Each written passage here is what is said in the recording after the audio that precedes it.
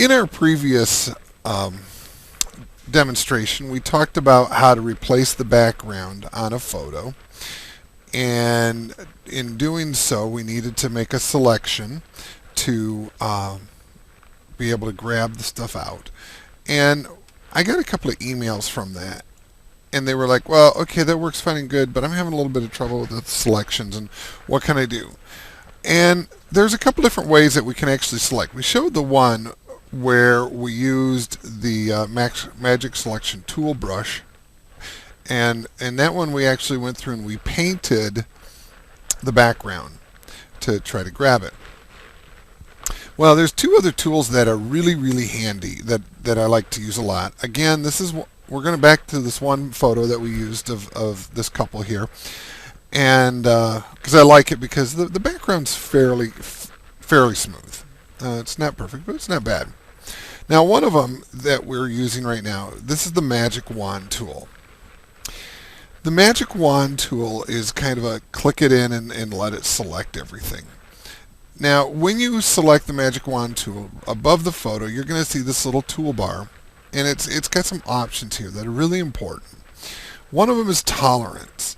Now, the idea with tolerance is how much of a variance it's going to pick from whatever you have.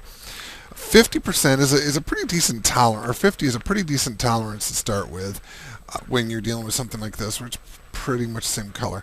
And what you can do is try different things, because you just click it once, it selects stuff. If it looks like it's not doing it right, you can kind of move down, move it up, play with it a little bit, get a feel for it. The other really big one here is Contiguous. Now, the deal with Contiguous is if you click somewhere in the photo, then everything it's going to select has to be connected to it, has to be contiguous to it. So, like if you look down here in between the two here, there's like a dark spot where there's a shadow, and this shadow is pretty much the same color as some of the stuff around out in the background. And if we don't have contiguous, it'll actually select that as well, and we don't want that. In this particular case, we don't want that. Sometimes when you're doing these selections, you do want that, and you turn off contiguous, but in this case, we want to leave it on. So what I do now is I simply take the Magic Wand tool, and I find a spot inside of where I want to select, and I simply click, and boom, I've got my selection. We're done. That simple. It just simply selected everything. We didn't have to go through and paint like we did with the other, and I can go ahead now and delete that, and I've just gotten rid of all that. Okay, pretty cool. Now I'm going to go ahead and Control Z twice. That puts the background back in that was originally there and gets rid of our selection. The other one that we're going to show, it's right up here, and this is the Magic Lasso. Now, when you're in Photoshop Elements 4 Editor, if you notice there's a little itty-bitty triangle in the corner of the tool. That means there's several tools on this particular button. If I click and hold down, it's now going to open up this kind of a menu.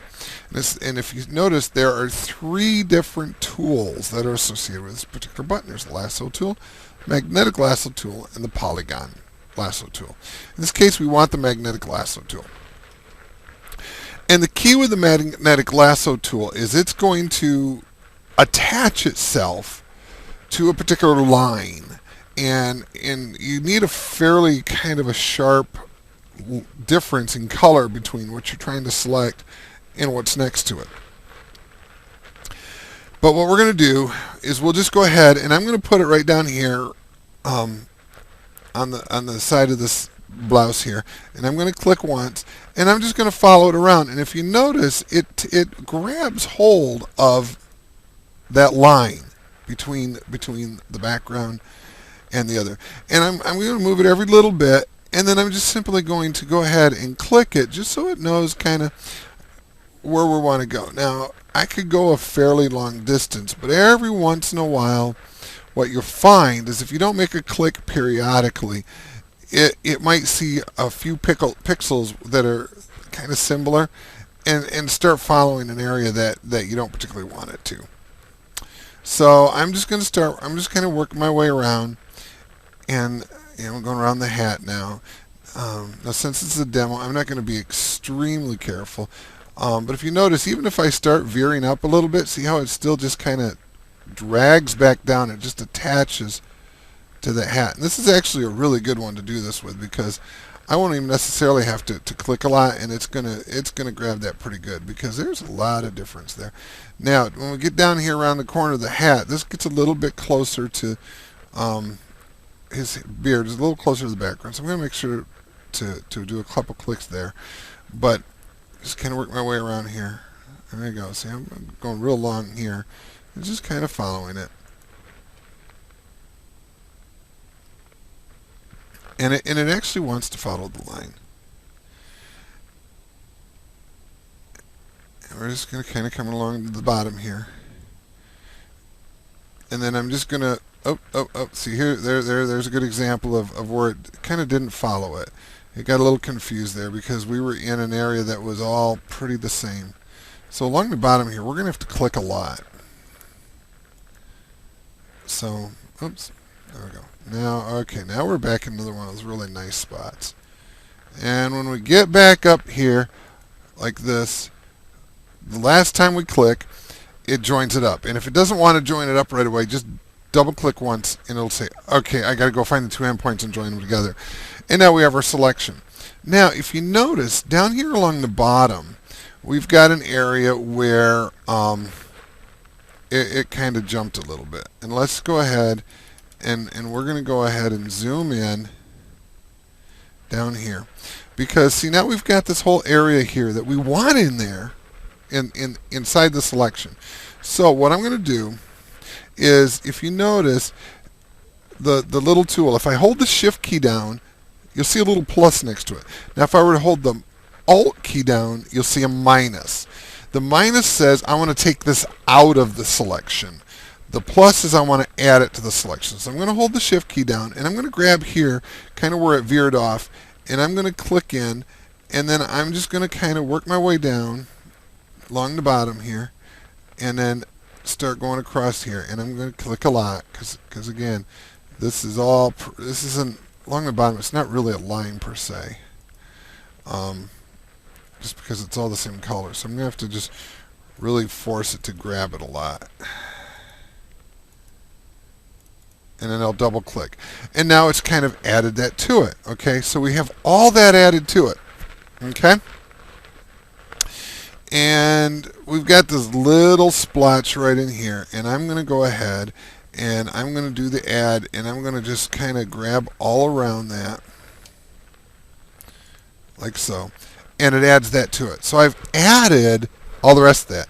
Now, if I was actually going to do this for keepers, I would go through and work my way across the bottom of the photo to add all the rest of that in where it kind of freaked out. And I've got another spot here